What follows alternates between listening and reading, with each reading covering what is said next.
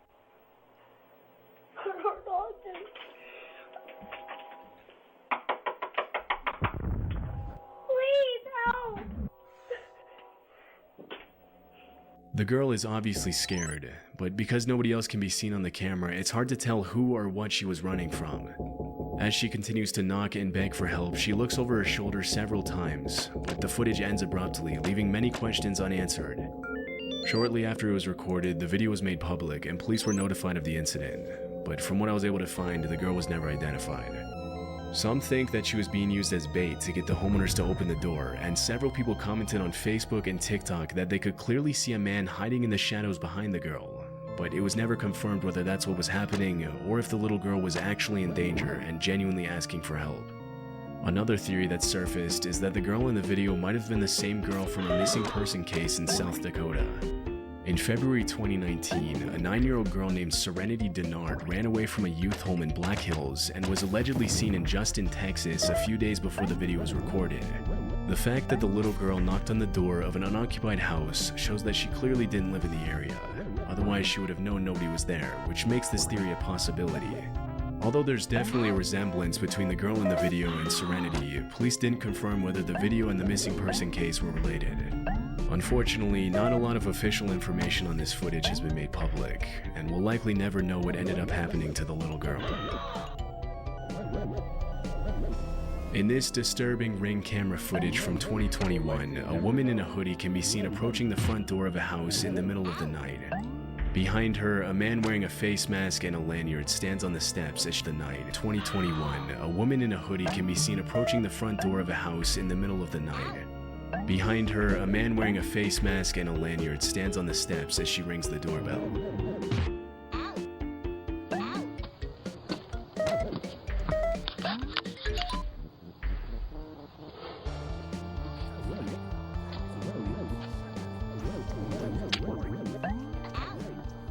Doorbell cameras are meant for homeowners to see who's at their door and communicate with their visitors to decide whether or not it's a good idea to let them in. But in this case, the owner opens the door without hesitation.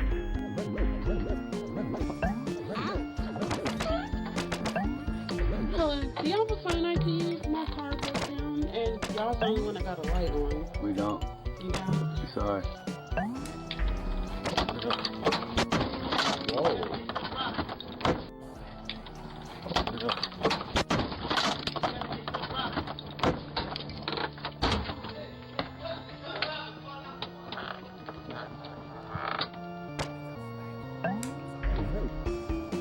The woman tells him that her car broke down and asks if she can use his phone.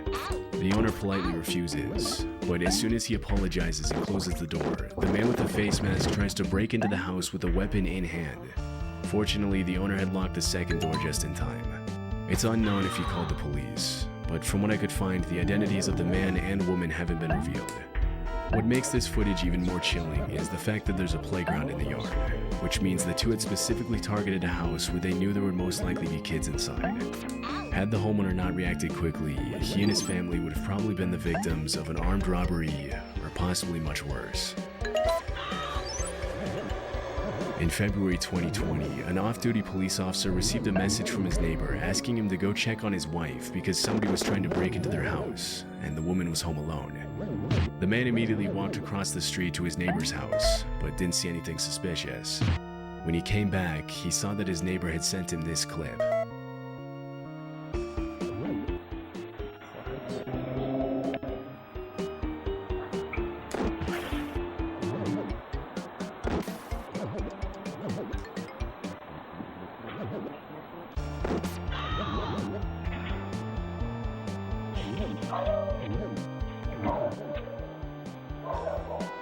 The video shows a shirtless man crawling up the stairs to the front entrance of the house and attempting to open the door. Realizing it's locked, he walks back down the stairs and makes his way to the side of the house. After viewing the footage, the man immediately called 911, and 10 minutes later, 4 officers arrived in the neighborhood with a canine unit to help track down the intruder. What followed was an intense game of cat and mouse involving the neighbors, the police, and the shirtless man. Although he was spotted by the neighbors multiple times, he managed to slip away from the cops every single time. Several minutes into the search, the man heard his neighbor calling from across the street, saying that he could hear someone in his backyard. The two men scoured the outside of the house and eventually found that the back porch light had been unscrewed, but the shirtless man was nowhere to be seen. About an hour later, the man who uploaded the video walked out onto his back deck and spotted the intruder unscrewing another porch light, this time from the house across the street.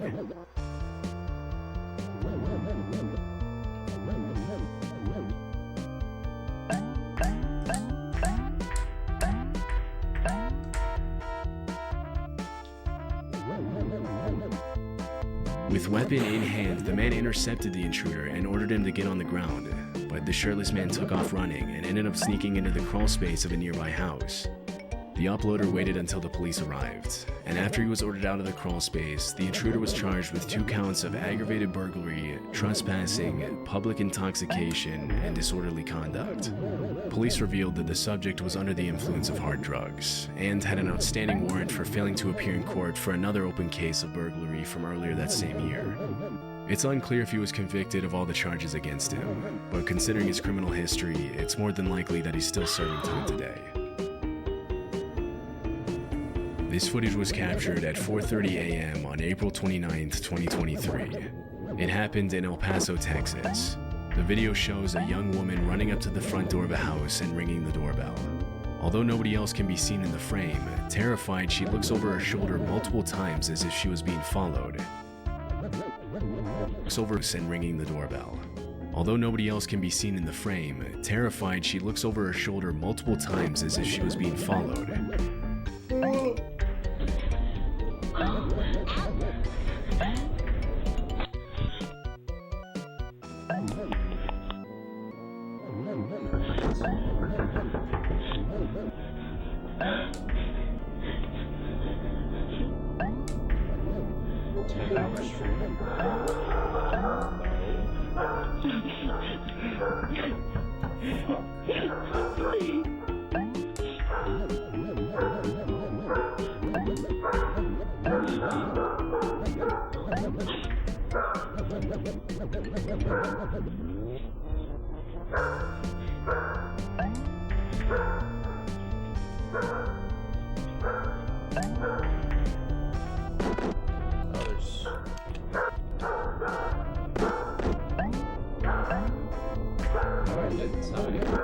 The woman begs for help and starts crying when nobody answers the door, and a few seconds later, a car's headlights come into view in the background. As soon as she sees the light, the woman crouches down behind a column, and she does the same thing again when she sees the neighbor's driveway lights turn on.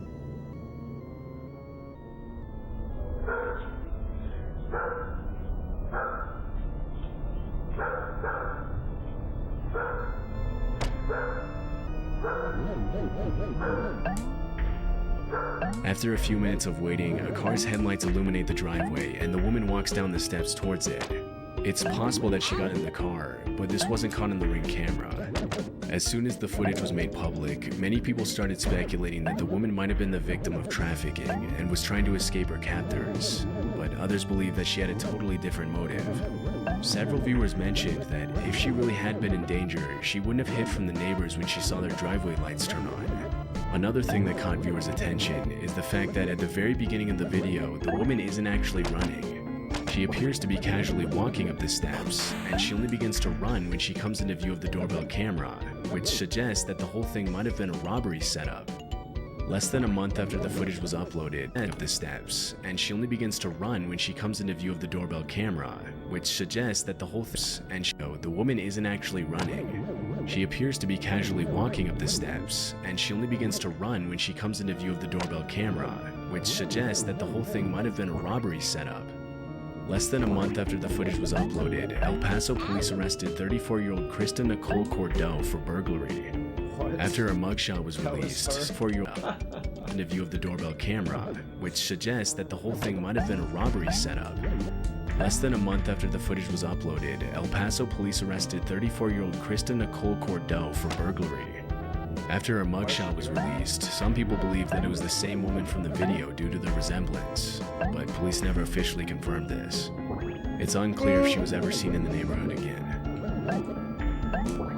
In 2022, a Reddit user uploaded this disturbing Ring camera footage with the caption, "Zombies want your brain." The video shows a young man in a bandana covered in what appears to be dirt or blood, repeatedly slamming himself into the front door of a house. Oh shit. That's pretty fucking weird. What the fuck?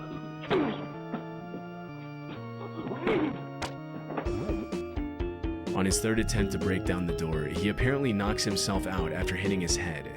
Stumbling after the impact, the man collapses over the front porch railing, knocking over an ornament in the process.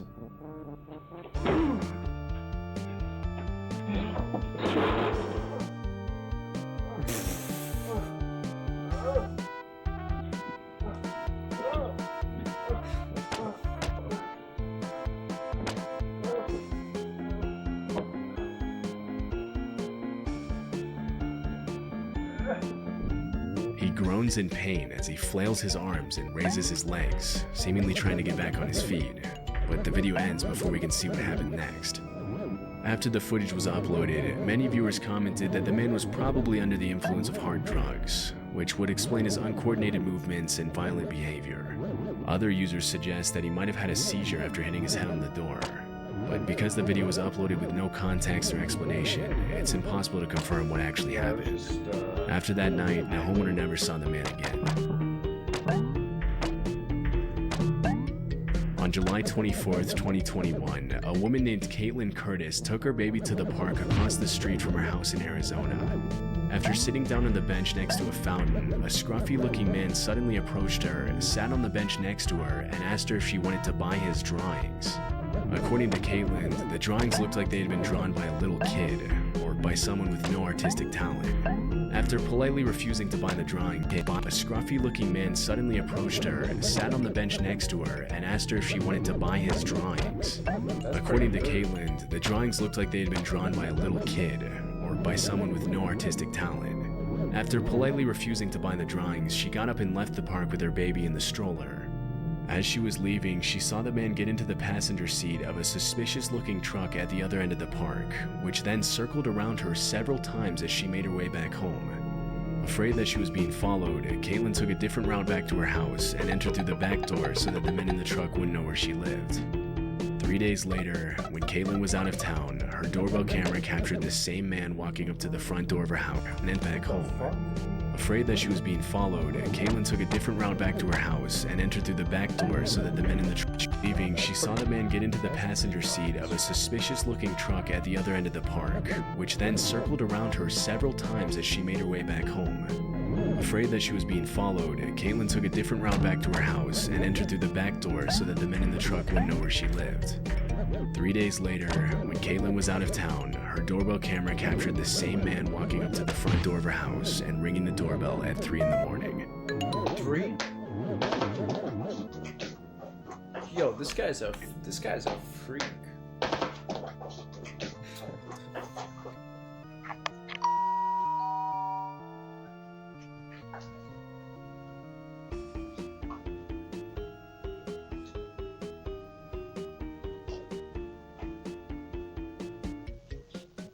Oh, he's got the drawings.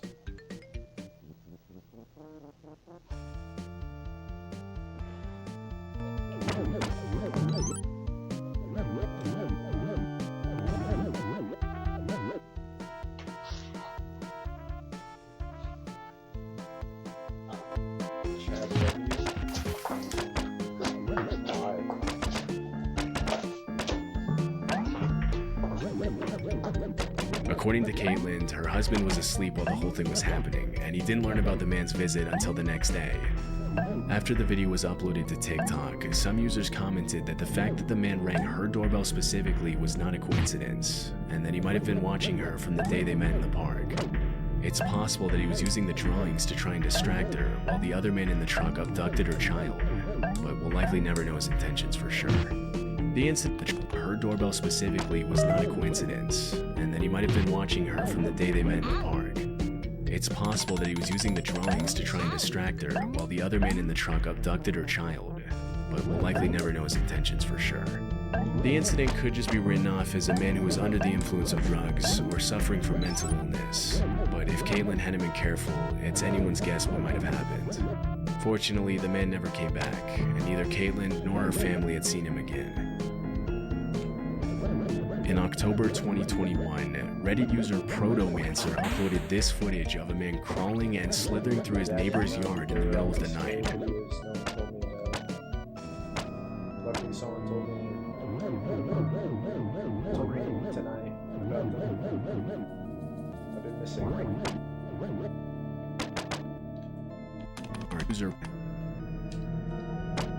In October 2021, Reddit user Protomancer uploaded this footage of a man crawling and slithering through his neighbor's yard in the middle of the night. There's no way the game is too loud.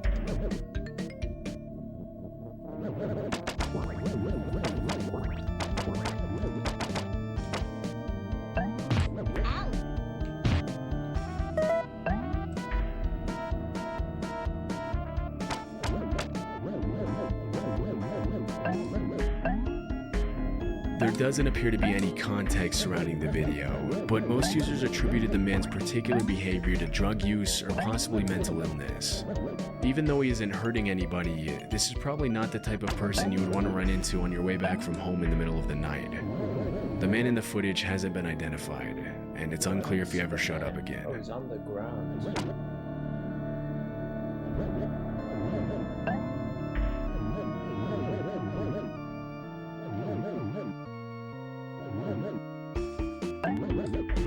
Alright, if anyone knows any other scary videos, let me know.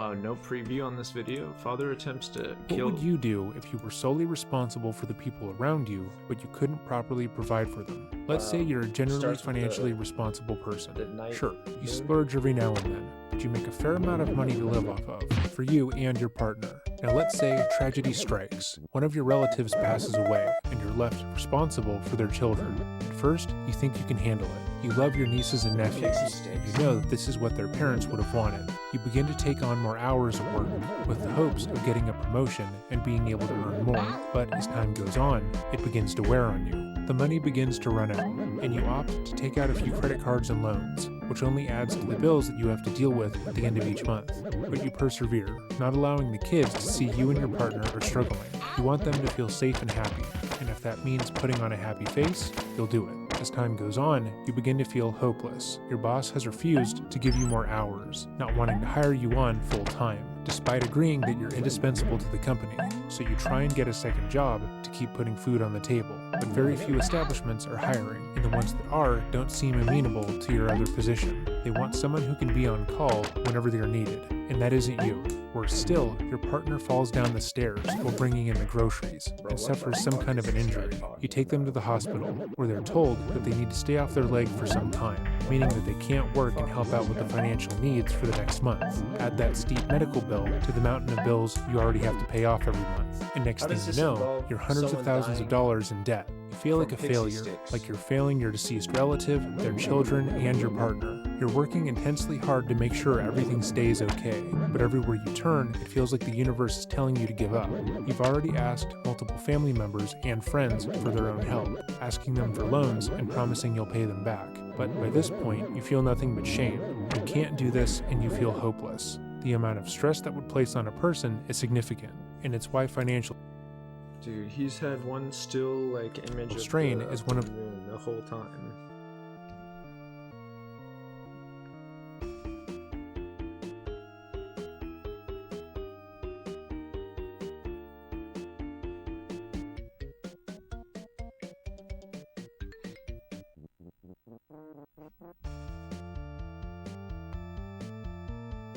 Yeah, I'm gonna have to rage quit this video, especially because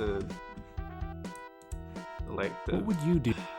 It's called Dreading This Crime and Psychology. The channel I was watching is called Chilling Scares. So, the most pathetic predator we've ever covered. Yeah, whatever. It's not that scary.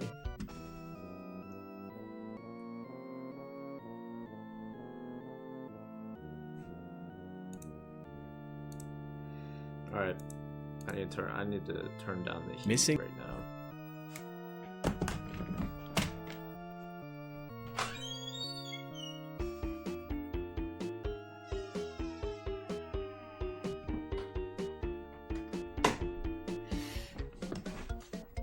Also, I might have a chance of beating the game right now, so I might do that.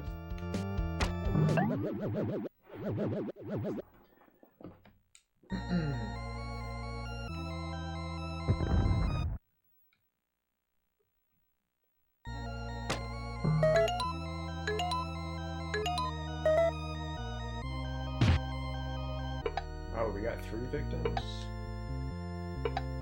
I tried to make it so it was just 1. That's weird.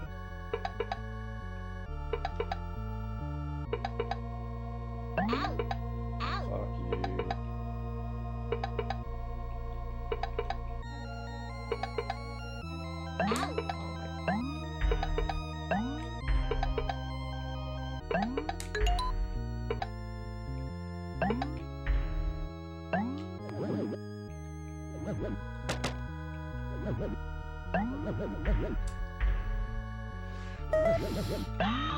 Okay, if that guy dies, it's whatever, but where's the... Okay, look, the final person is over there.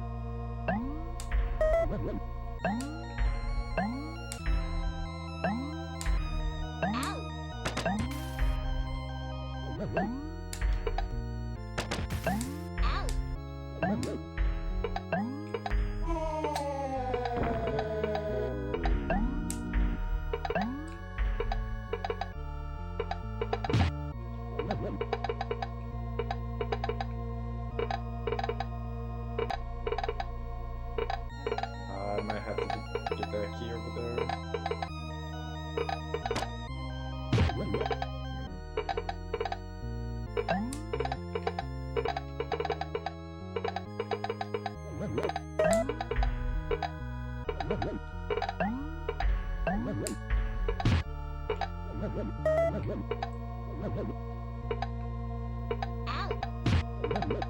I just wasted one.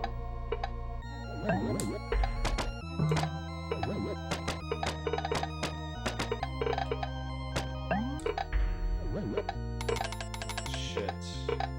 I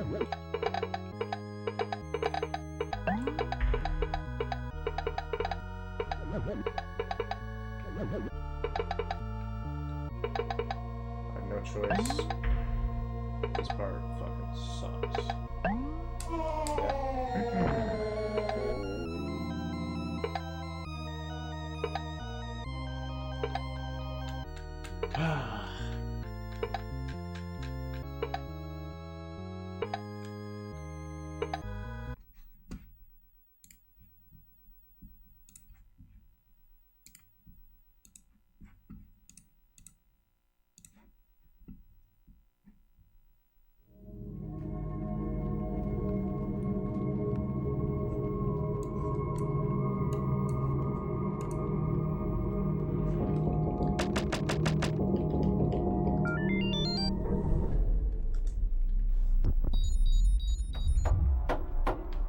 This video doesn't have a good opening, it's over.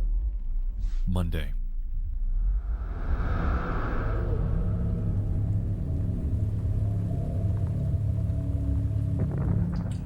The peak is shrouded in fog. It's the aftermath of one of the most violent storms to hit the area in months.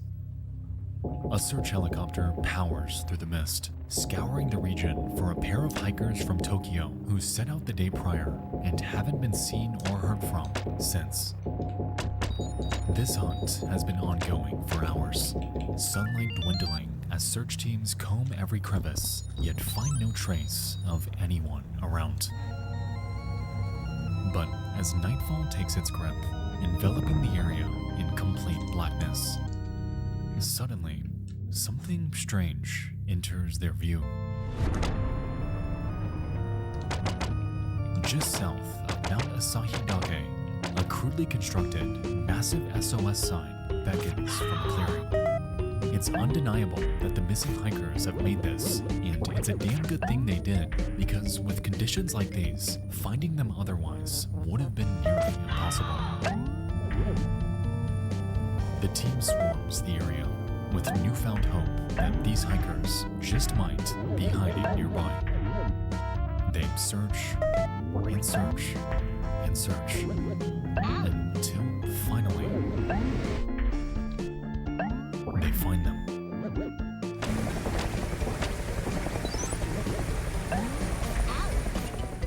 About a mile north, the two men emerge from a cave. They are completely disoriented, battered, and exhausted, but... Alright, 2 minutes. 2 minutes in. No. Missing Japanese citizens. Missing Japanese citizens. Oh, this might One night in June 1978, a 22-year-old single mother of 2 kids named Yaiko Taguchi was working her usual shift in Tokyo, Japan's cabaret Hollywood. After finishing her shift right at around midnight, Yaiko left the cabaret through the front door and was never seen again. At first, nobody thought that anything serious had happened to Yaiko. In fact, several years later, her manager was questioned, and he claims that everyone thought she had quit when she failed to show up. At around that time, there had been rumors going around that several North Korean spies were working undercover in Japan, looking to abduct innocent citizens and hold them as hostages back in North Korea. However, this was seen by the Japanese government as nothing more than a conspiracy theory that couldn't possibly be true. Sadly, the missing case of Yaiko went cold, and it wasn't until almost a decade later that a clue to her whereabouts emerged following a disturbing chain of events. In November 1987, as South Korea was preparing to host the Olympics in the capital city of Seoul, a Korean Airlines plane blew up in mid-air as it was flying over the Andaman Sea, taking the lives of 115 innocent people. During the investigation, it was revealed that 2 North Korean agents acting under direct orders from the North Korean government had planted a bomb in an overhead storage compartment before getting off at the first layover in Abu Dhabi. As the authorities were closing in on the 2 suspects, one of them took his life with a cyanide-laced cigarette, but the South Korean government was able to arrest the other agent responsible for the attack.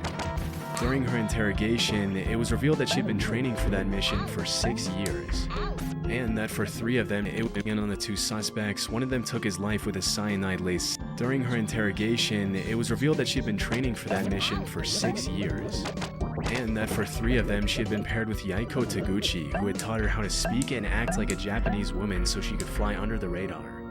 As it was later revealed, Yaiko wasn't the only woman who had been kidnapped by the North Korean government. As of today, 17 Japanese citizens have been officially confirmed by the Japanese government as having been abducted by North Korea from 1977 to 1983. Disturbingly, a lot of them were shamelessly kidnapped in the middle of the day and thrown on a boat to North Korea. You might think that the victims were involved in something shady that put them on the North Korean government's radar, but the investigations actually suggest that most of them were average citizens who just happened to be at the wrong place at the wrong time.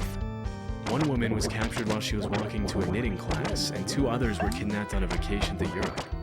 Another one, a 13-year-old girl, was taken as she was walking back home from school. Some of these victims were kidnapped for identity theft purposes, while others, like Yaiko, were forcefully brought to North Korea to teach the Japanese language and culture to North Korean spies. After the kidnappings were confirmed beyond the shadow of a doubt, the North Korean government had no choice but to come forward and apologize, but they claimed that only 5 of the 17 kidnapping victims were still alive. Over the next few years, the North Korean government would send what they would claim to be the cremated remains of some of the deceased victims back to Japan. However, as DNA testing would quickly reveal, pretty much all of the remains were fake, leading the Japanese government to believe that many more of the kidnapping victims were still alive. To this day, the North Korean government has stuck to its story, claiming that there were only 13 kidnapping victims and that the ones who were still alive were sent back safely to Japan. Shockingly, while the Japanese government has officially confirmed 17 kidnappings, the list of potential victims suggests that the true number could be as high as 800. Sadly, given the current political situation, it's unlikely we'll ever see the full extent of these abductions, or see the North Korean government held truly accountable for its horrific crimes. Just the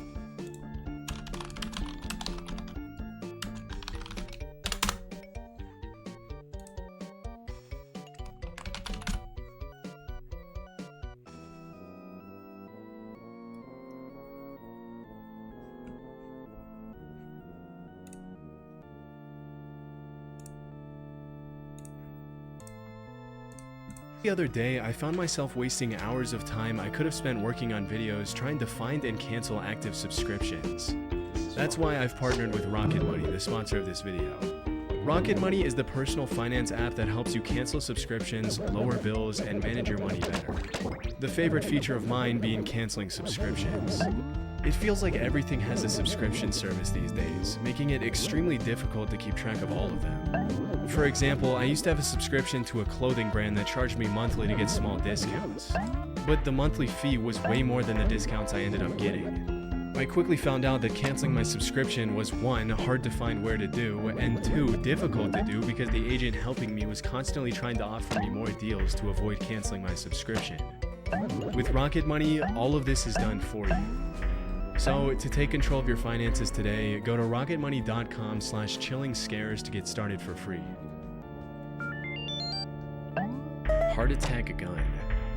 Back in the 70s, a journalist named Seymour Hersh published an article in the New York Times in which he accused the CIA of several assassination attempts on both foreign and American politicians who they considered to be anti-war dissidents. Due to these allegations, the US Senate put the CIA under investigation for alleged covert action abuses, which resulted in the release of 14 reports on major abuses committed by the CIA, FBI, and NSA. The majority of the reports included accusations of crimes such as opening and resealing US citizens' private mail for several years and illegally surveilling Black Power activists. Although these claims are obviously pretty serious, they paled in comparison to one particular accusation, or conspiracy theory, which alleged that the CIA had developed a pistol that could fire a poison dart over 300 feet, take a person's life, and leave absolutely no trace as to the cause of death. As it was later revealed, this theory turned out to be true, and the development of the poison dart gun was just one part of the program called MK Naomi, through which the CIA had sought to develop weapons for biological warfare. In 1975, William Colby, the CIA director at the time, had to testify in front of the committee that was investigating the agency. During questioning, he claimed that the CIA had developed a host of biological weapons as part of a plan to eliminate German leaders during World War II, but that their research had continued until well after the war. He also mentioned that the poison dart gun was almost completely silent on account of the battery that was housed inside the handle, and that it had been specifically designed for the target to feel nothing more than a mosquito bite when the dart struck. Interestingly, the agency had used a specific shellfish toxin to make it impossible for anyone to know what the cause of death was, leading forensic pathologists to believe that the victim had suffered an inexplicable heart attack. It wouldn't help pathologists that the dart was designed to melt inside the body so that it only left a small red mark where it entered the victim. When asked if the heart attack gun, as it was nicknamed, was ever used on anyone, the director alleged that it had only been used for experiments and that there were no records of actual use. As part of the investigation, the CIA had to hand over the gun to the committee, and there are some pretty wild pictures of the committee members analyzing the gun as William Colby answers their questions about it. Normally you'd expect to see something like the heart attack gun in a spy movie, and it's pretty wild to think that if they hadn't put it under investigation, they would have probably gotten away with using it for who knows what purposes. It's also pretty crazy to think that if that's the kind of stuff they were developing back in the 70s, imagine the kind of technology they have their hands on now. Disturbingly, the hearing was the only time the heart attack gun was ever shown publicly, and to this day it remains unclear what happened to it after the investigation. Rogue waves. Sailors often get a reputation for making up stuff they claim to have seen during their time out at sea, and because there's no one there to refute their claims, they sometimes get away with some pretty tall tales. For centuries, sailors all around the world had talked about seeing monster waves on the open sea that would allegedly reach over 100 feet in height. In 1826, a French captain claimed that he had seen a 108-foot tall wave in the Indian Ocean. Even though he had 3 sailors with him who backed up his claims, when he came back to the mainland, he was publicly ridiculed by the scientific community, as it was widely believed that it was impossible for a wave to be higher than 30 feet tall. for a long while after that, dozens of people continued to claim sightings of these monstrous waves in the middle of the ocean. But with no real evidence other than eyewitness testimonies, the existence of these waves fell into the urban legend or conspiracy theory category. In the 80s and early 90s, the Draupner platform was set up in the North Sea off the coast of Norway to extract natural gas. As part of the protocol that was carried out to see if the platform was stable enough to withstand the rough seas, a wave height recorder was installed on the platform. On New Year's Day in 1995, the sensor recorded an 84-foot tall wave, which served as the first real piece of evidence for the existence of rogue waves. After this incident, a lot of people started wondering how many of the sailors from previous centuries had been telling the truth. What's more disturbing than that is that there were probably hundreds of disappeared sailors from all around the world who had come across a rogue wave, also known as a monster wave or a freak wave. But because most people who encountered 100-foot tall rogue waves generally didn't live to tell the tale, their testimony went down into the depths of the ocean with them. Since the Draupner wave of 1995, there's been a growing interest in rogue waves brewing in the scientific community. A few years ago, a professor at the Australian National University had estimated that at any given moment there are 10 rogue waves active in the world's oceans. As of today, a rogue wave is usually defined as a wave that is twice as large as the largest waves that come up in a particular area. And while the root cause of rogue waves continues to be investigated, it's generally accepted that these monster waves appear when two wave crests join together at the exact right time, resulting in a massive wave that can sink even the largest ships and oil rigs. Interestingly, it's also been discovered that rogue waves can take place in large lakes. In 1975, a freighter named the SS Edmund Fitzgerald sank in Lake Superior under some pretty mysterious circumstances, with a lot of people in the scientific community coming up with all kinds of hypotheses to explain the incident. It wasn't until several years later that the scientists started theorizing that the vessel could have fallen prey to a set of 3 consecutive killer rogue waves. A phenomenon referred to as the Three Sisters, in which the first wave destabilizes the ship, the second wave hits the ship's deck before it can stabilize again, and the third wave overloads the ship with more water than it can take on. If this were true, it could also provide an explanation for the mysterious sinking of other large ships in oceans around the world over the past few centuries, but this might be a bit more difficult to prove. Poisonous alcohol. In January 1920, the 18th Amendment to the US Constitution was successfully. Gorillas. Nowadays, there's really nothing too shocking about seeing a gorilla in a zoo or on TV, but there was once a time when gorillas were considered to be in the same category as the chupacabra, the Jersey Devil, Bigfoot, and the Loch Ness Monster. I was able to find that up until a couple of centuries ago, gorillas were considered cryptids, which are animals that are believed by some to exist somewhere in the wild, but whose existence is. This dude, Loch Ness, it's no one fucking never been proven. With most of these creatures, alleged sightings often turn out to be hoaxes, but obviously in the case of gorillas, what were once just rumors turned out to be true. Western explorers wouldn't come across a gorilla until around the 1500s, when an English explorer named Andrew Battelle was captured by the Portuguese off the coast of West Africa. While he was held captive on the mainland, Battelle described these disturbing, giant, ape-like creatures that would occasionally prowl around his campfire, but because he had never seen a similar creature before, he described them more as monsters than as animals. Battelle's description sent the rest of the world into what we can only call a gorilla frenzy, with all kinds of rumors being spread about these allegedly bloodthirsty, dangerous creatures living in exotic parts of the world. Over the next couple hundred years, the buzz around gorillas grew as explorers in Africa sent back illustrations of gorillas to Europe, which were often given to royalty and emperors as rare gifts. If you were to ask any European back then what a gorilla was, they would have described it in a similar way to how we describe Bigfoot or the chupacabra nowadays. They were thought of more as mythical monsters than regular animals. It wasn't until over 200 years or so later that an American naturalist named Thomas S. Savage found a gorilla skull in 1847 during an expedition to Africa, which was the first piece of real proof for the existence of these animals. Naturally, this triggered a bunch of new expeditions to the area, and between 1855 and 1859, French explorer Paul Duchaillu confirmed the existence of gorillas and even brought some back dead. Just as Andrew Battelle before him, Paul Duchaillu also described gorillas as these savage, bloodthirsty creatures which stuck in the public mind for a long time. Around 15 years later, some German explorers brought back a baby gorilla from Africa to Liverpool, even putting up some towels on the ship so he could swing around and entertain himself on the long journey back. As you can probably imagine, as soon as the ship arrived back in Liverpool, people started flocking around the hotel where the gorilla was allegedly being kept to catch a glimpse of the once mythical creature. To the public's dismay, Pongo the gorilla wasn't the massive, violent monster they had thought, but rather a cute little 2-year-old gorilla who loved to play with dogs. A few years later, in 1902, a German explorer named Robert von Beringe killed 2 mountain gorillas, which were huge in comparison to the baby gorilla that the previous German explorers had brought back. And that was really the first time the public was able to understand what a full-sized adult gorilla looked like. It's pretty crazy to think that at some point these animals that we now see as normal were once seen as legendary monsters. Interestingly, if you really look at the research, there are a ton of other animals that we now take for granted that were once brushed off as hoaxes, including kangaroos, platypuses, giant squids, and Komodo dragons. With so many of these myths turning out to be true, it really makes you wonder how many animals are out there that we have no idea even exist.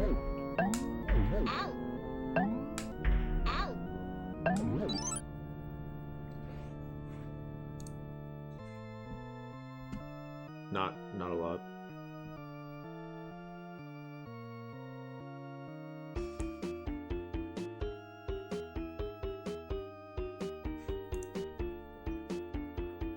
West Hobart Haunted House. West Hobart is an inner-city suburb located in Tasmania, Australia. Over the years, dozens of allegations of supposed hauntings, ghost apparitions, and other paranormal activity have been made by tourists and residents of West Hobart. And it's honestly not too hard to see why, as West Hobart is a pretty old town with a generally creepy vibe. As is usually the case, most of these stories have either turned out to be fake, or the people making the allegations didn't have enough evidence to support their claims, which makes it almost entirely likely that they're hoaxes. But as it turns out, at least one of these stories actually has some amount of truth to it. Back in the late 80s and mid-90s, rumors started spreading of a house in West Hobart that was apparently so haunted it drove its residents insane. At first, the rumors created a huge buzz all over town, with the locals doing everything possible to stay far away from the alleged haunted house. It wasn't until months later that the authorities got involved and finally got a clear picture of the situation. While it was true that the house's residents appeared to be going insane, it didn't have anything to do with paranormal activity, but with the fact that a datura vine had been growing through the trees directly above the home and dropping leaves into the family's rainwater tank. For a long time, the family had been inadvertently consuming microdoses of the plant every single day, which made them slowly but surely start to lose their sanity as they sank further and further into delirium. While it was true that the house's residents appeared to be going insane, it didn't have anything to do with paranormal activity, but with the fact that a datura vine had been growing through the trees directly above the home and dropping leaves into the family's rainwater tank. For a long time, the family had been inadvertently consuming microdoses of the plant every single day, which made them slowly but surely start to lose their sanity as they sank further and further into delirium. In case you've never heard of it, datura is a species of plant within the nightshade family, also known as Jimson weed, the devil's weed, or devil's trumpet, and you'll see why in a second. Even though the plant itself looks pretty harmless, it's known for having extremely powerful hallucinogenic properties, which is why it was used for centuries by Native American tribes in coming-of-age rituals and other important ceremonies.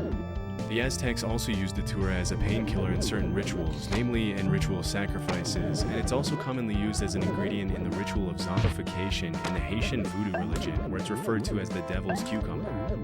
As you can probably tell by now, datura isn't your typical recreative hallucinogen, and there's a reason why it's really only ever used in hardcore spiritual rituals and ceremonies, and sometimes by naive people who have no idea what they're getting themselves into. In low to medium doses, datura causes extremely distressing, delirious experiences, and in higher doses it can lead to paralysis and even death. Nowadays, datura is recognized by most tribes as a highly toxic and dangerous plant, and have understandably stopped using it. Before we move on, I wanted to take a minute to talk about War Thunder, the sponsor of this video. As of recently, I've had a growing interest in history, specifically World War I and II, so when War Thunder reached out, it was perfect. I have to watch the new terrible AVGN.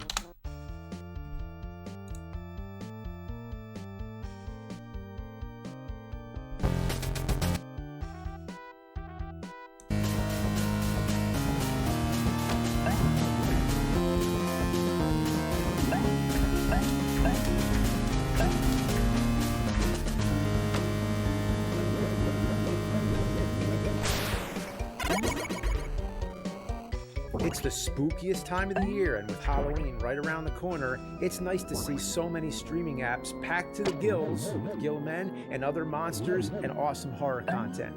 But what about those forgotten gems only found on VHS or streaming outside your country? We'll have to go back to the other video. Perfect.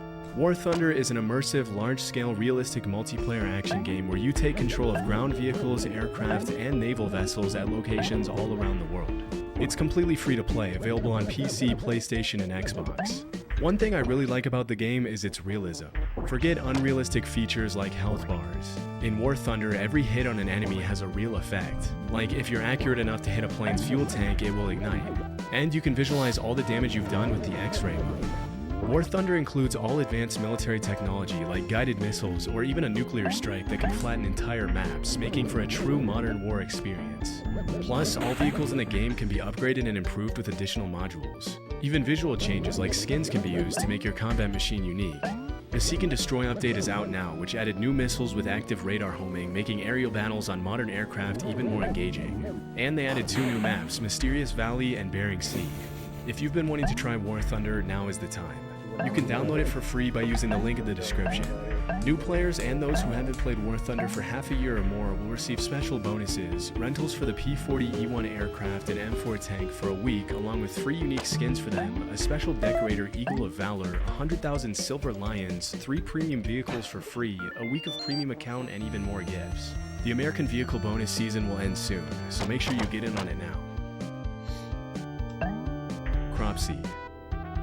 If you were to somehow go back to the 70s and spend some time in Staten Island, it probably wouldn't take you long to hear about an urban legend of a man named Cropsy. As the story went, Cropsy was a serial kidnapper and killer who lost his son and resorted to stealing other people's children to deal with his grief. According to the legend, Cropsy also had a hook for a hand, scars, burns, and open wounds covering his entire face and body, and a generally horrifying appearance. Considering the mass areas of uninhabited woodlands, it's not all that unexpected that a tale like the legend of Cropsy would make it. Oh, 5 victims. 1 sec.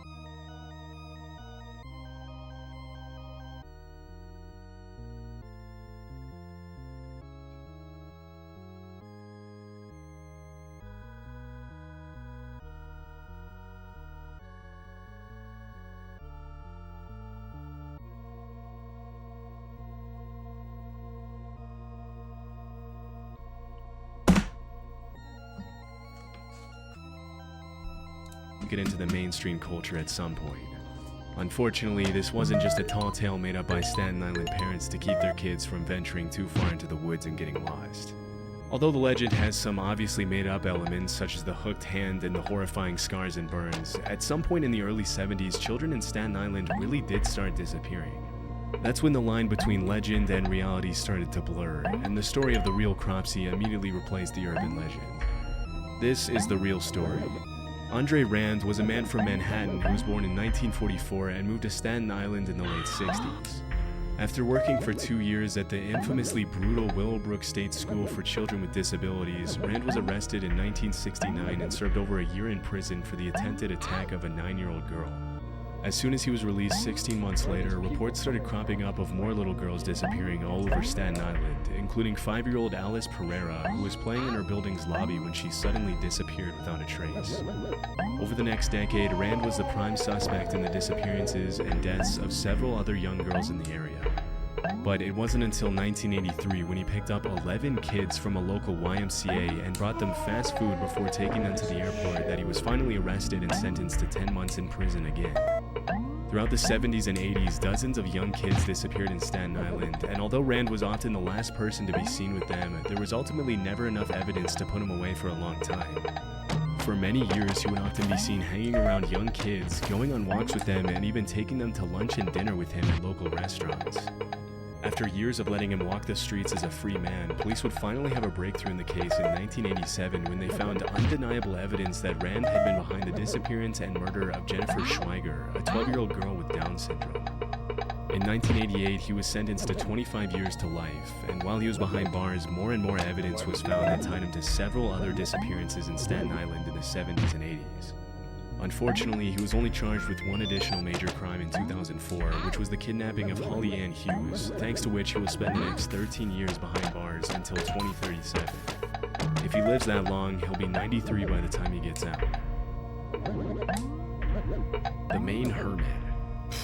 The Kennebec Valley is one of the most beautiful regions in Maine, with over 5,000 square miles of forests, rolling hills, and natural paradise surrounding the Kennebec River. Many cabin owners of the North Pond area in the Kennebec Valley have described the area as the most peaceful place on Earth. But it hasn't always been that way. All throughout the 80s, 90s, and early 2000s, there were reports of over 1,000 break-ins in the North Pond cabins. For decades, nobody knew who was responsible for the thefts, especially since they were always carried out when there was no one home. As the cabin owners soon noticed, the break-ins seemed to follow a pattern, always peaking in the days before Memorial Day and after Labor Day. As for the stolen items themselves, they ranged from food, to cooking utensils, to books, to propane tanks, to toiletries of all kinds. In the absence of a concrete suspect, the locals eventually named the thief the North Pond Hermit, even though by this point there was nothing to suggest the break-ins were being carried out by a single person. Although it wasn't uncommon for groups of homeowners to venture out into the woods to try to find the North Pond Hermit, they never found a trace, which only added to the legend's mystery. One afternoon in 2002, 100 people attended a North Pond homeowners meeting, and when someone asked how many of them had suffered break-ins, almost all of them raised their hands. As you can probably guess, the North Pond Hermit quickly turned into somewhat of a boogeyman, with the legend frequently being shared over campfires in the area. For years, nobody thought that the person or people behind the break-ins would ever be found. But in April 2013, a man named Christopher Thomas Knight was arrested in the middle of the woods in the North Pond area by an officer who had made it his sole mission to bring the thief to justice. As soon as he was brought to the police station, the cops asked him why he wasn't answering any of their questions. At first, it seemed as though he was having trouble speaking, but eventually he responded that he was ashamed of himself. As it was later revealed, Christopher had been living out any of their questions. At first, it seemed as though he was having trouble speaking, but eventually he responded that he was ashamed of himself. As it was later revealed, Christopher had been living out in the middle of the woods by himself in an unheated nylon tent, surviving only on the things he stole from nearby North Pond cabins.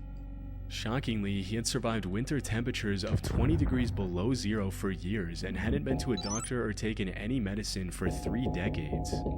What's most incredible about the hermit's story is that for the entire time he lived in the woods, he didn't have a single conversation with another human being, except for one time when he ran into a hiker and only said hi. Understandably, Chris had lost interest in keeping track of time, so when he was asked how long he had been in the woods by himself, he replied, since the Chernobyl nuclear meltdown, which took place in 1986. As investigators later found out, he was 20 years old when he decided to become a hermit, just a couple of years after high school, although he never gave the authorities a real reason why he decided to disappear. In all his years of isolation, he went to extreme lengths to preserve his privacy. He never lit fires, only moved at night, and hadn't had any kind of communication with the rest of society for more than half of his life. He'd never driven a car, sent an email, or even known what the internet was until his arrest. Interestingly, as the cops dug deeper and deeper into his story, they realized that his only real possessions were his glasses, which he had been wearing for 30 years and could even be seen in his Lawrence High School yearbook picture from 1984. Everything else, down to his underwear and jacket, had been stolen.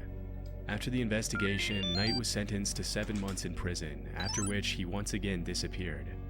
According to the cops, he's now living a quiet, peaceful life in rural Maine. Purple Aki. He'd been deeper and deeper into his half of his life. He'd never driven a car, sent an email, or even known what the internet was until his arrest. Interestingly, as the cops dug deeper and deeper into his story, they realized that his only real possessions were his glasses, which he had been wearing for 30 years and could even be seen in his Lawrence High School yearbook picture from 1984.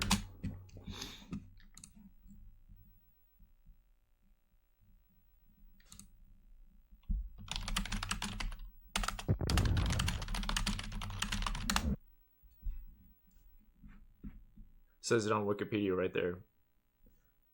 So you'd have to edit it if you disagree.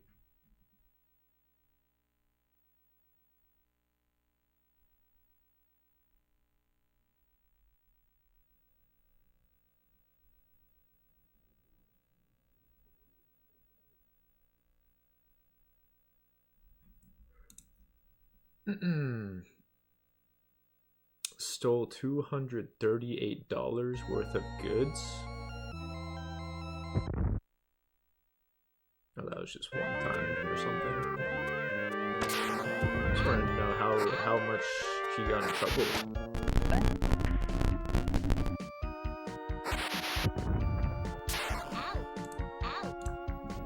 Everything else, down to his underwear and jacket, had been stolen. After the investigation, Knight was sentenced to 7 months in prison, after which he once again disappeared. According to the cops, he's now living a quiet, peaceful life in rural Maine. After which he once again disappeared. Everything else, down to his underwear and jacket, had been stolen. After the investigation, Knight was sentenced to 7 months in prison, after which he once again disappeared. According to the cops, he's now living a quiet, peaceful life in rural Maine. Purple Aki. Throughout the late 1980s and 90s, rumors of a massive bodybuilder called Purple Aki began to surface in the northwest of England. According to the allegations, Purple Aki would supposedly walk the streets of Liverpool hunting down young muscular men and rugby players and oddly ask them if he would let them feel their muscles.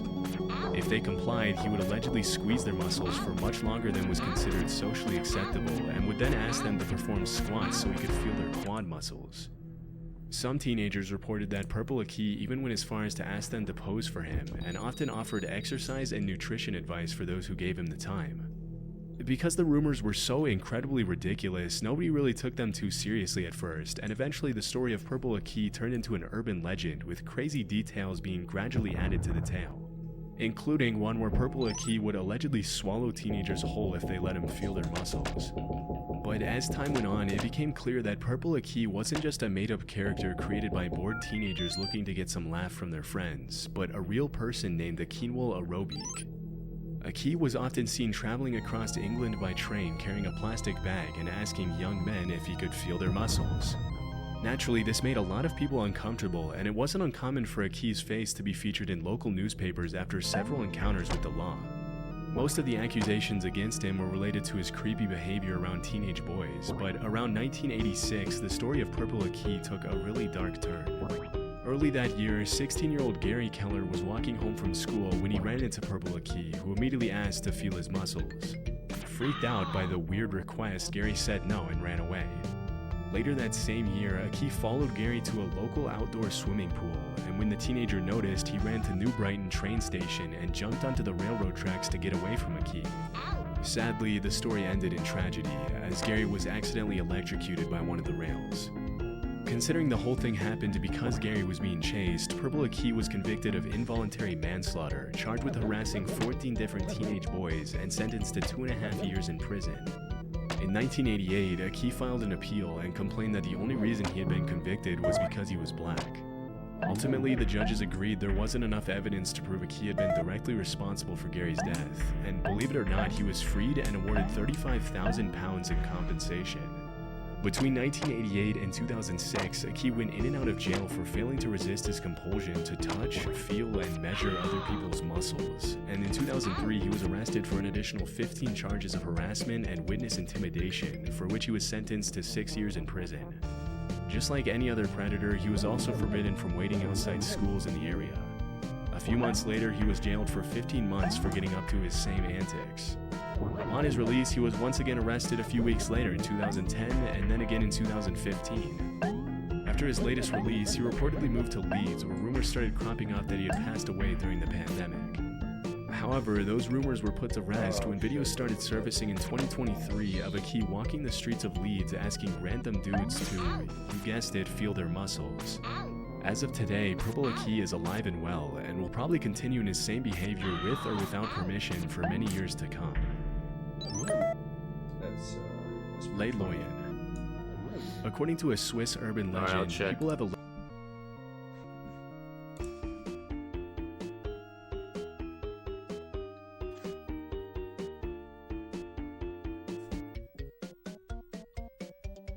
Oh.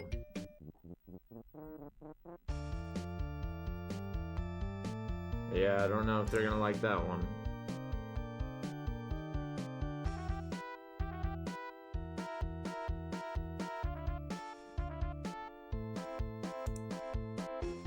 Whoa, what happened? Someone edited on. Oh no, that was something else.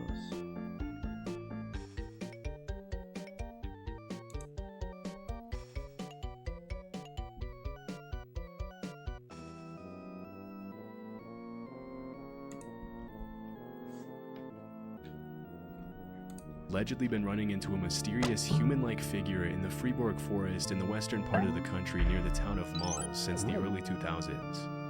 Based on the dozens of allegations that surfaced over the years, the figure has been described as being around 6 feet tall and always wearing a vintage-looking gas mask covering his entire face, a boiler suit, and a cloak. Most people who supposedly ran into the figure reported he or she was completely harmless, but this didn't make the encounters any less terrifying, and it wasn't uncommon for people to report the figure to the police when their children reported feeling scared. As expected, it didn't take local residents long to start adding their own crazy twist to the story, with some claiming that the creature was the ghost of a mentally unstable soldier, while other popular theories assured it was an alien. For a while, the story was classified as an urban legend, and the mysterious humanoid was given the name Lei Loyan, also known as the Ghost or the Hermit of Mars. Throughout the early 2000s, Lei Loyan was mostly the subject of local oral legend because there was no real evidence to support its existence. But in 2013, the story gained international attention when the Swiss/French newspaper Les Matins published the first ever photograph of Lei Loyan, which was sent in by a hiker. After the photograph was published, there was no turning back, as people from all over the country started to make trips to the woods outside malls for a chance to catch a glimpse of Lei Loyan. The last known sighting of Lei Loyan took place in June 2013 when a local woman named Marianne Desclous saw the figure clutching a bunch of flowers as she was walking outside. Later that year, Lei Loyan's clothes were found in the middle of the woods along with a wooden note titled "The Death Certificate and Will of the Ghost des Malls." In the letter, Lei Loyan accused the media of having murdered a harmless being by revealing its existence and turning him into a circus freak. The letter also mentioned that due to the unwanted attention, Lei Loyan had to abandon its daily walks, which were referred to as happiness therapy in the letter. After the cryptic note was published in the newspaper, many people concluded that Lei Loyan had taken its own life, although this has never been confirmed. As of 2024, nobody has ever seen Lei Loyan's true face, and many people have theorized that the figure was possibly a woman with a facial disfiguration who didn't want people to see her, which is supposedly why she wore the gas mask. But this line of reasoning will probably remain unconfirmed forever. Bunny Man. In the early 70s, dozens of locals started reporting that a man dressed up as a bunny had started haunting the residential neighborhoods around DC, Maryland, and Northern Virginia. Although dressing up as a bunny in itself seems pretty harmless, what made the encounters a little scarier was that the guy would allegedly threaten children on the street with an axe and frequently vandalize people's property for no apparent reason. Even though sightings of the so-called Bunny Man were pretty rare, they seemed to follow a pattern, as the man usually appeared in secluded locations where there weren't a lot of witnesses. The story itself has a lot of elements of a typical urban legend and is kind of hard to believe, but through my research I found that it's all loosely based on a true story. In 1970, a couple was parked in a driveway close to a bridge on Colchester Road in Fairfax County when suddenly a random guy appeared out of nowhere, yelled at them for allegedly trespassing, and threw a hatchet at their car. Terrified, the couple left the area immediately before they had a chance to get a good look at the guy. As they reported the incident to the police, they mentioned the guy had been dressed in light-colored clothing and may or may not have been wearing something white on his head. Although the couple never mentioned anything about a bunny in their statement, as soon as the story hit the news, people started claiming that the hatchet thrower had been wearing bunny ears. Pretty soon, rumors of a man in a bunny suit threatening kids in the woods with a hatchet started surfacing all over the DMV area, and as the years went by, the stories got wilder and harder to believe. Over time, the legend of the Bunny Man has become pretty mainstream, with the bridge on Colchester Road even being renamed as Bunny Man Bridge. As of the uploading of this video, the legend has now been standardized and goes something like this. In 1904, there was allegedly an asylum close to the bridge on Colchester Road. As soon as it was built, a bunch of Fairfax County residents started complaining about the idea of having an asylum full of mental patients, allegedly the culture believe, DMV area, and as the years went by, the stories got wilder and harder to believe. Over time, the legend of the Bunny Man has become pretty mainstream. With the bridge video, the legend has now been standardized and goes something like the idea of having an asylum full of mental patients so close to their homes, so the authorities supposedly put all the patients in a bus and transferred them to a nearby prison. But on the way to the prison, the bus crashed and all the patients escaped. As the story goes, a few hours later the cops had successfully located and brought back all the patients, except for one guy by the name of Douglas Griffin. This is where the legend gets a little weird. Allegedly, the fugitive patient hid in the woods from the authorities for weeks. As the days went by and the cops did everything to find him, rabbit corpses started to appear in the middle of the woods, which led everyone to believe Douglas was eating bunnies to stay alive. Then, one Halloween night, a group of kids were hanging out near the bridge on Colchester Road when they suddenly saw a blue orb flashing in midair. A second later, they were all strung up like bunnies hanging from the bridge. As the legend goes, if you go to Bunny Man Bridge on Halloween night at midnight, the same thing will happen to you. Obviously, none of this is true, but it just goes to show how much of an impact the story of the Bunny Man has had on mainstream Virginia, DC, and Maryland culture. Nowadays, there's even Bunny Man t-shirts, a Bunny Man horror movie franchise, Bunny Man beer, and everything in between. Needless to say, the area surrounding the railroad overpass near Fairfax Station is now a major attraction for both tourists and locals alike, and will probably remain that way for many years.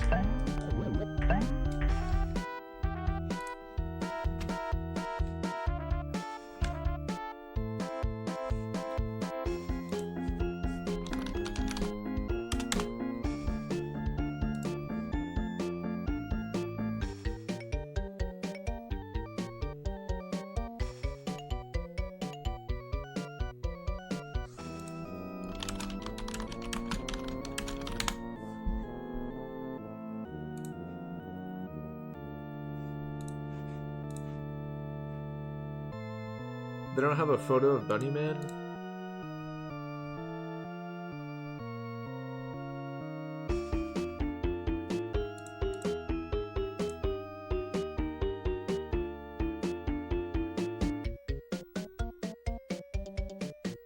Oh, 6 most disturbing Wikipedia articles.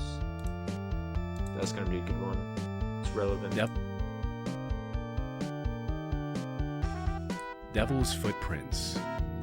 According to a Wikipedia article I found, back in 1855 in East and South Devon, England, a weird incident took place that left witnesses pretty confused and disturbed.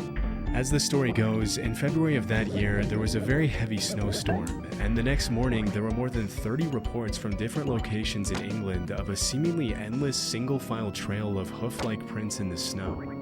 Witnesses of the incident allegedly claimed the prints covered over 100 miles of terrain, which, according to Wikipedia, left a lot of people pretty puzzled as to what had caused them.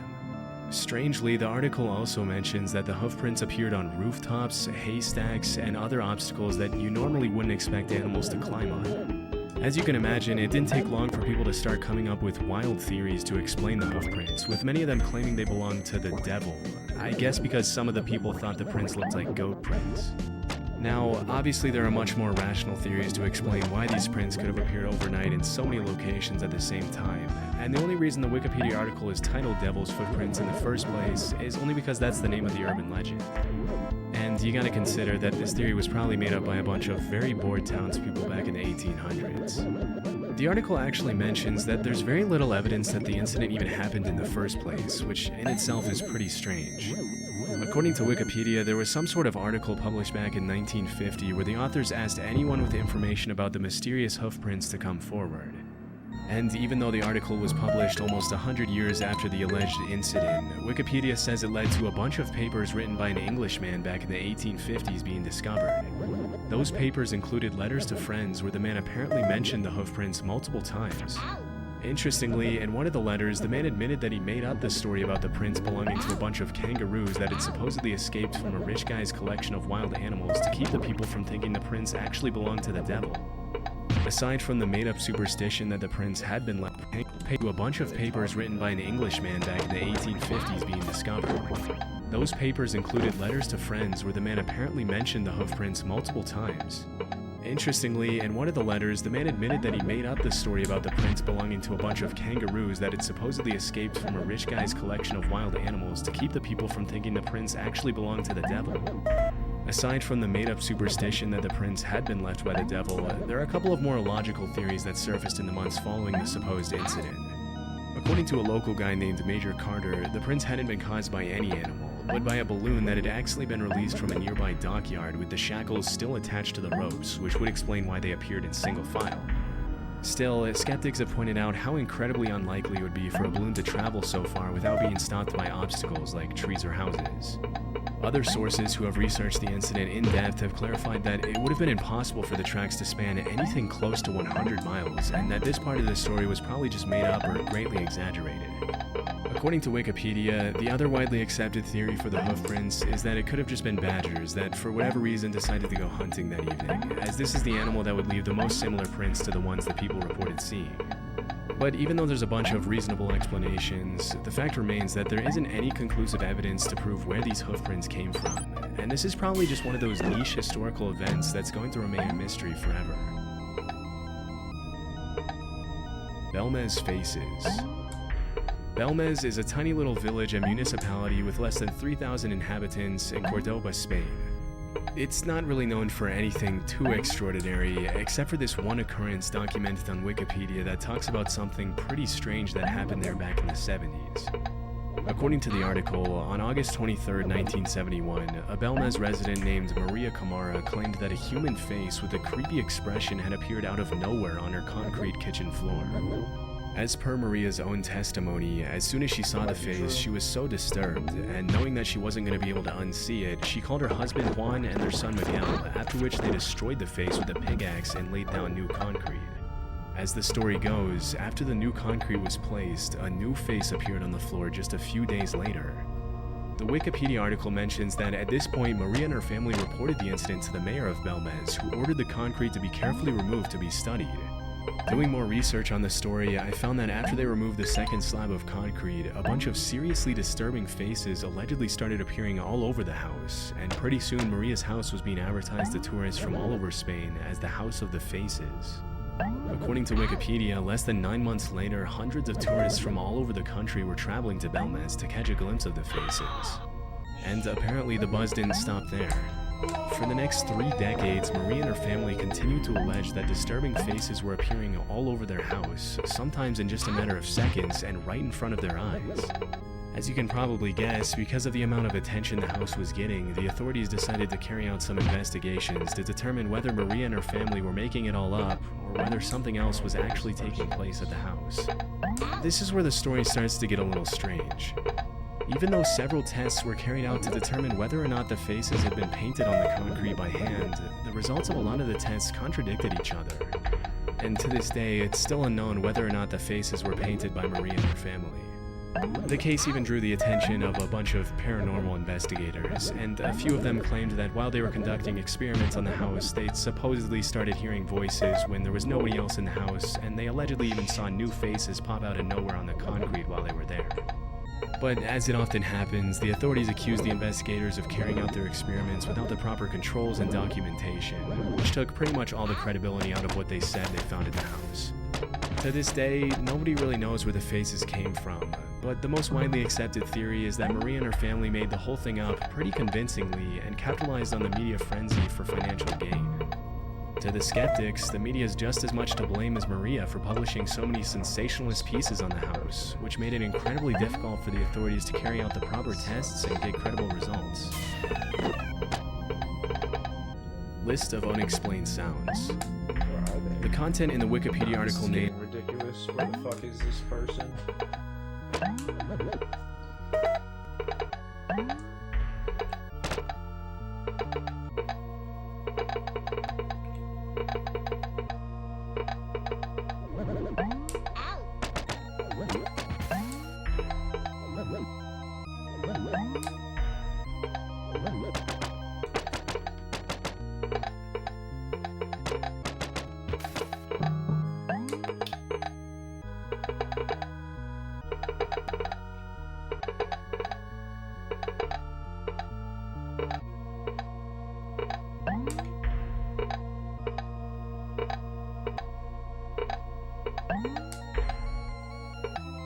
Like, I don't even know where the fuck to line up with this.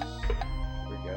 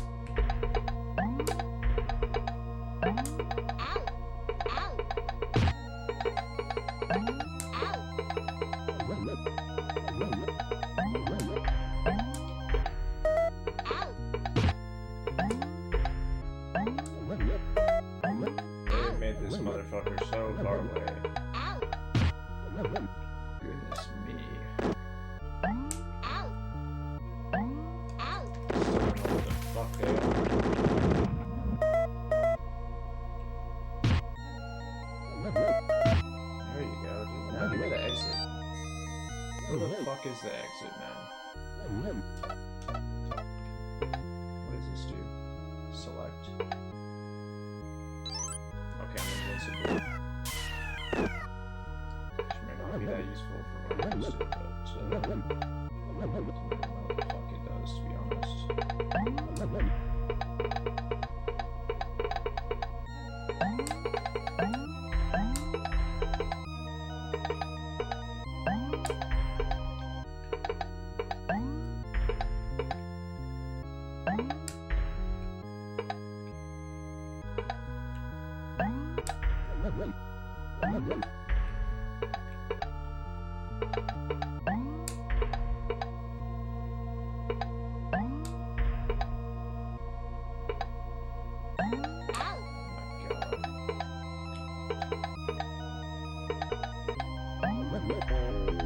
Shit's ridiculous.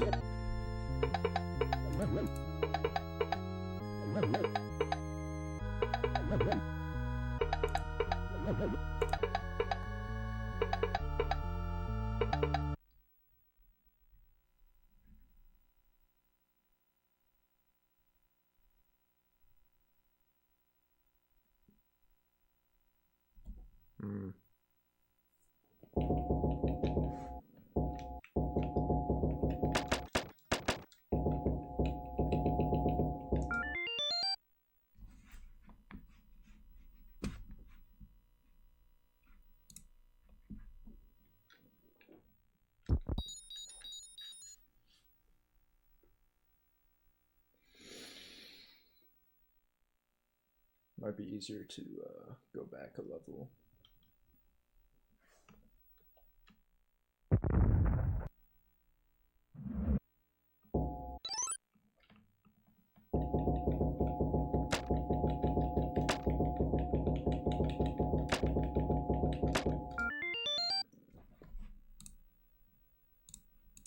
The list of unexplained sounds is just as strange as the title suggests. The article is pretty much a list of sounds that have been picked up in remote locations all over the world by the most state-of-the-art hydrophones known to man. For those that don't know, a hydrophone is just an underwater device that detects and records ocean sounds from all directions. As mentioned in the introduction of the article, the sound files had to be sped up to 16 times the original speed, and their frequency was also raised to make them audible. What's so interesting about these sounds is that nobody knows what's causing them, which is kind of disturbing considering they're all coming from remote locations like the bottom of the ocean and far beneath the Earth's surface. For example, one of the unidentified sounds is called upsweep, and it was picked up by the U.S. Oceanic and Atmospheric Administration using its Pacific Ocean Hydrophone Array. As the article mentions, the sound was first discovered when the Pacific Marine Environmental Laboratory began recording with their hydrophone array somewhere in the ocean between New Zealand and South America. If you listen to the sound, which I'll play here in a second, you'll realize why it's called upsweep, as it comes across as a series of sound waves that go from low to high frequency. The Wikipedia article mentions that the sound appears to come and go depending on the season of the year, with the volume reaching its peak in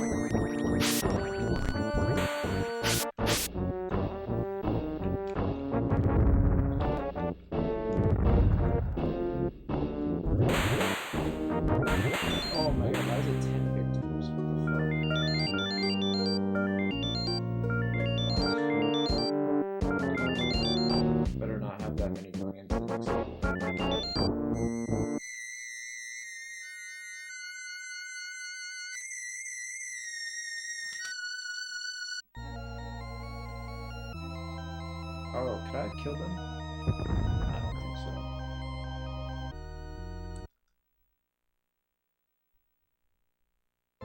What the fuck? Why is it 10? What the fuck? Yo, how did these people do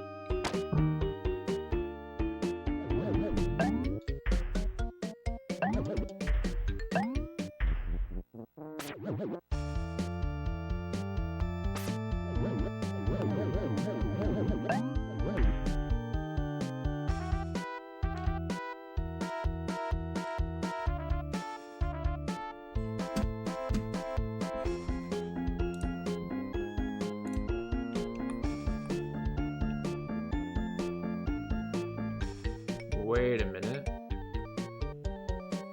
I might not be required to save any victims.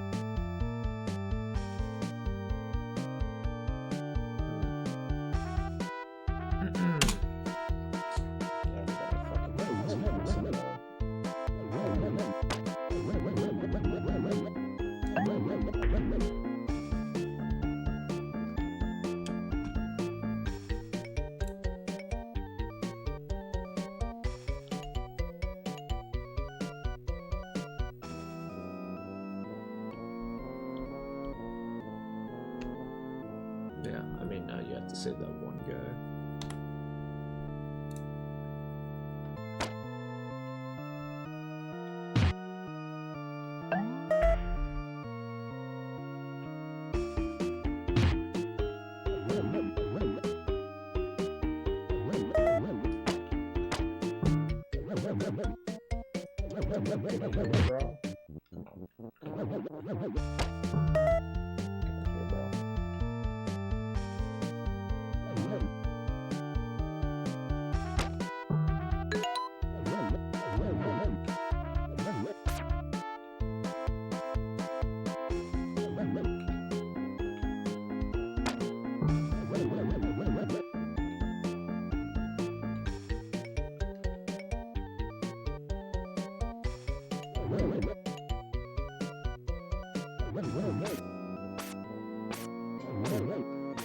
Yo, this guy fucking sucks at aiming, dude. Holy fuck, man.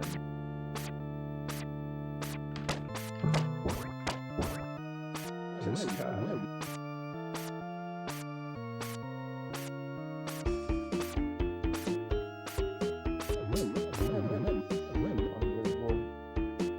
Bro, just kill her. Fucking kill her, dude. What are you doing, man? Oh my, there's no way. There we go. Holy shit, this guy sucks.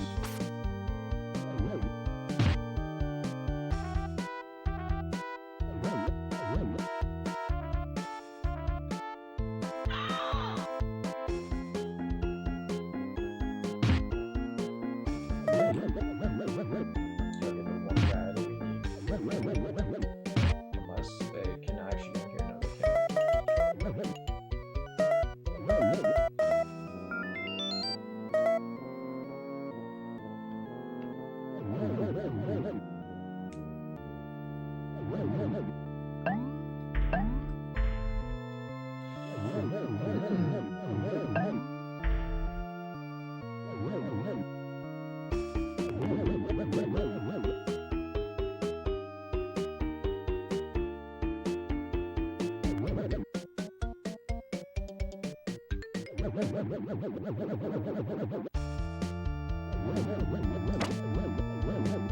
if someone can do it.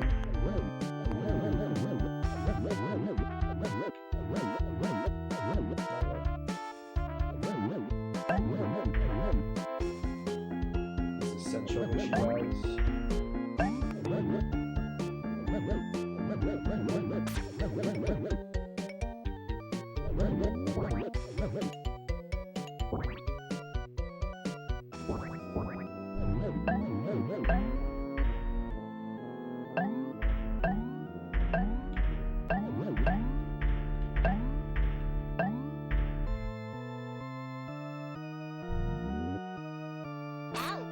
What is this guy doing there? Like, this guy's just trolling. He's not doing anything.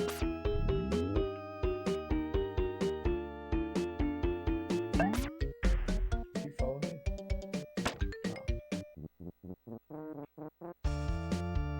Oh, he might give the person on there.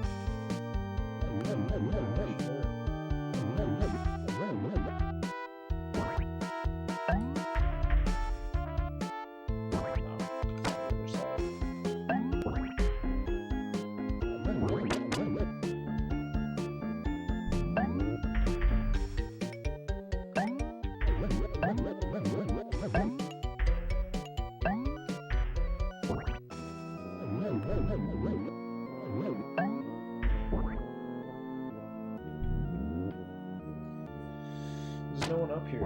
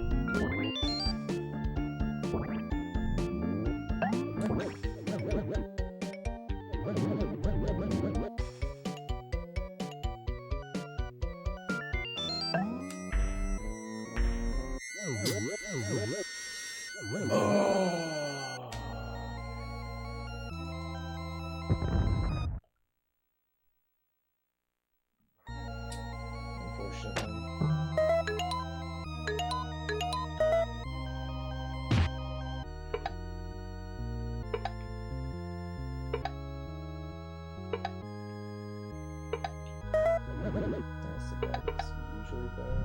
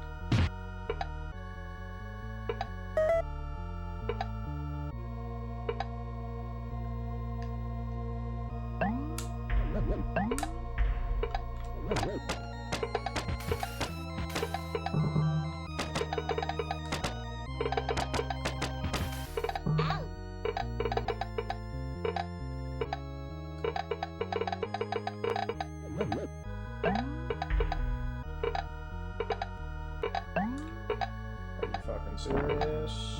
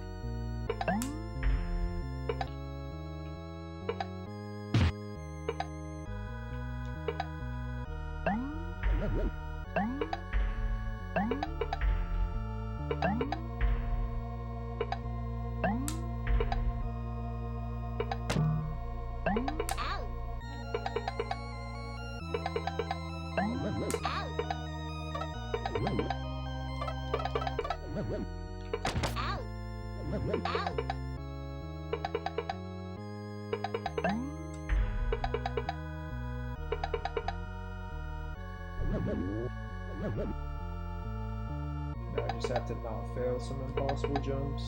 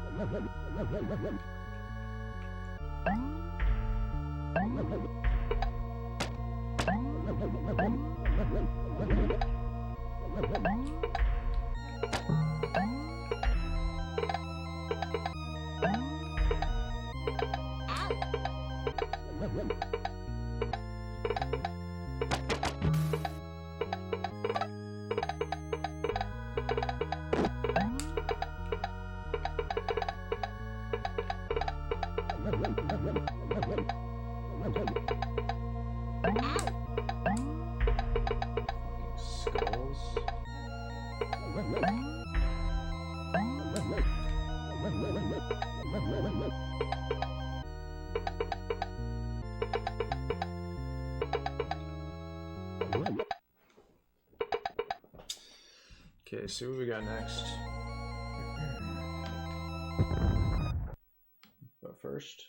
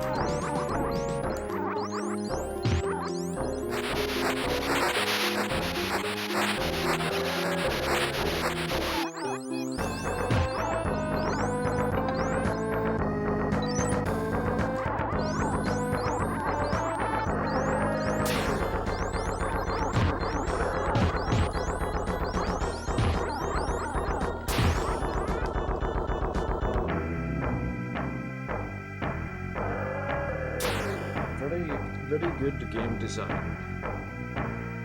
Pretty strong game design.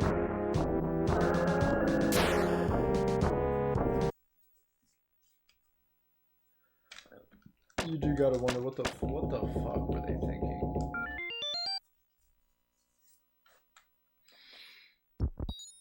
I mean, really.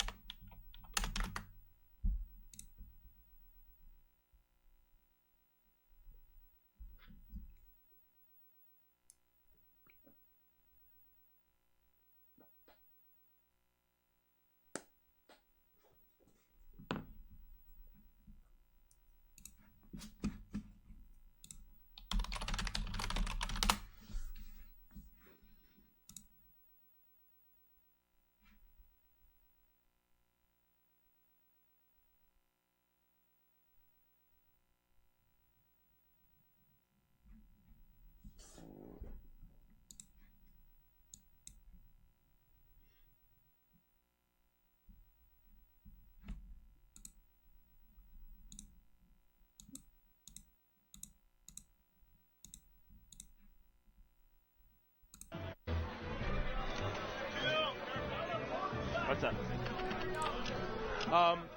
One thing we didn't mention, there are no Warriors. Yeah, I thought Abadongo was gonna be playing. Yeah, I thought. Wait, if Abadongo. What's up? One thing we didn't mention, there are no Warriors. Yeah, I thought Abadongo was gonna be playing. Yeah.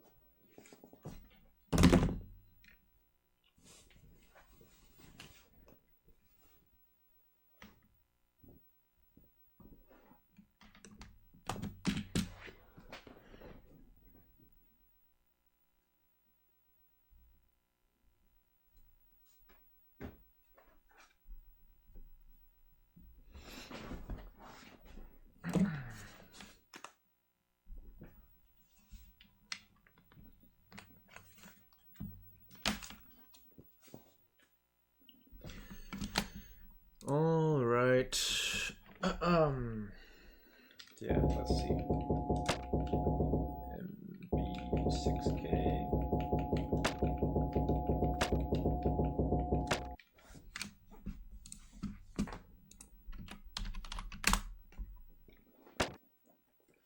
Oh, that's not the password. What was I thinking?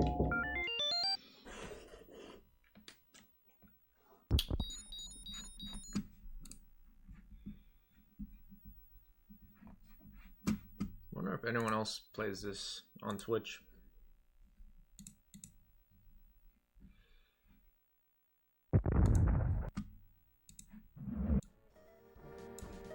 The end of Dave is upon us. Yeah, it's been a long time coming, guys, but this was the game that did it. It was heckin' Ghoul Patrol. Boss. Well, this is our last. Oh. Wait a sec.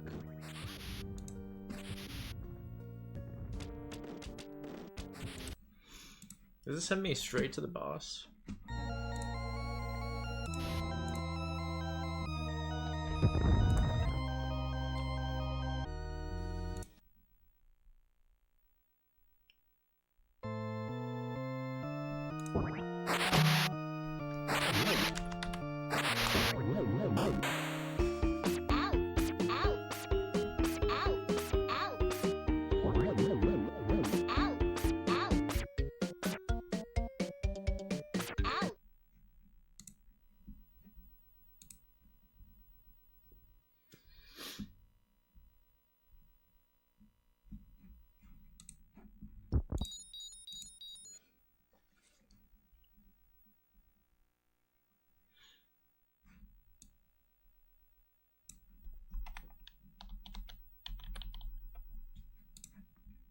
Anyway,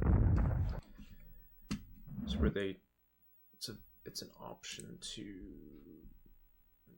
beat the previous level first.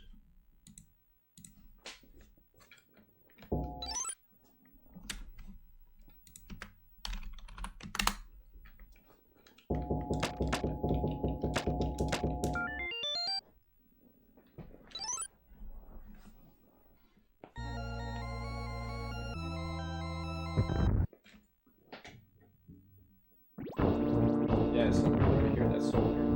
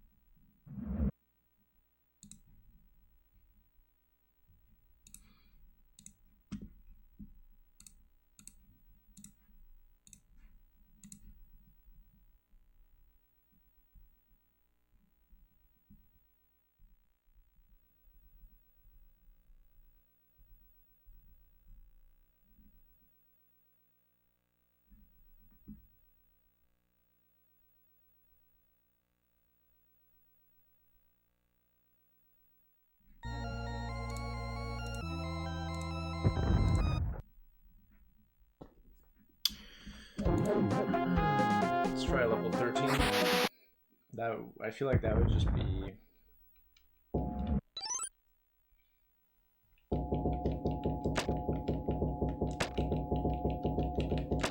an advantage, but it's also RNG dependent.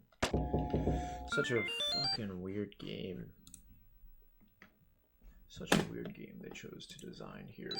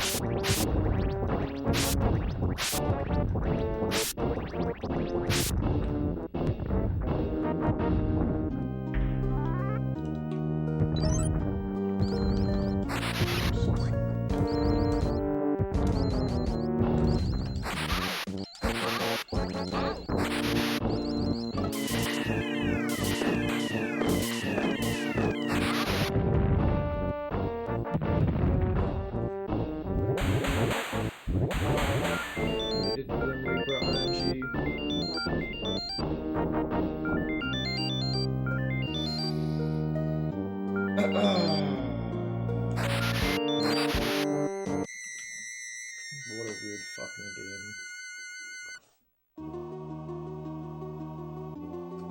I didn't even like finish the opening cutscene because I thought it was extremely boring. We've done it.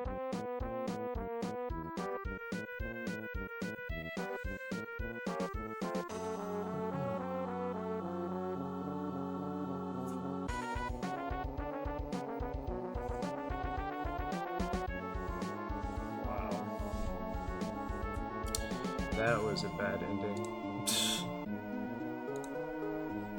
Developer LucasArts, why do I just like not? Why do I just not? That really.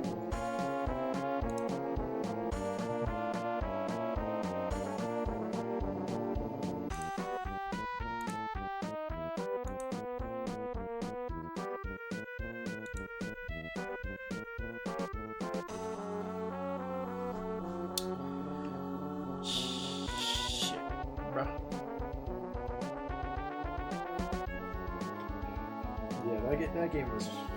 I hate to say, I don't like that game. I think there's stuff that's obviously good about it. Graphically, just presentation overall. You know, you look at the game, you're like, oh shit, that game looks good. But wow, it's.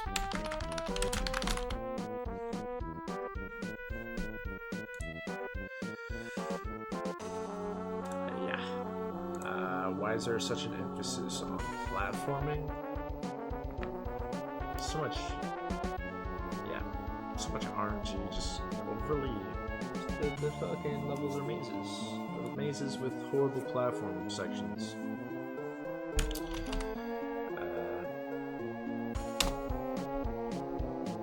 Just fucking strange.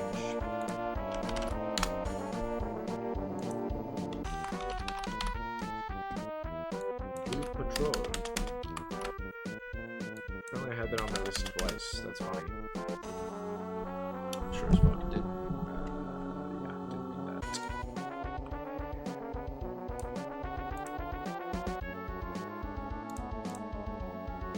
like a lot